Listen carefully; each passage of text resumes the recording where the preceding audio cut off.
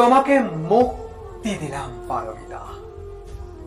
তোমার অপদার্থ বেকার প্রেমিককে ভুলে যেও, ভুলে যেও আমাদের দেখা স্বপ্নগুলো, ভুলে যেও আমাদের প্রতিশ্রুতিগুলো। একটা ভালো ছেলে দেখে বিয়ে করো, সুখী হও। কাল যখন সিলিং থেকে আমার মৃতদেহ নামানো হবে, দেখতে এসো বাড়তি।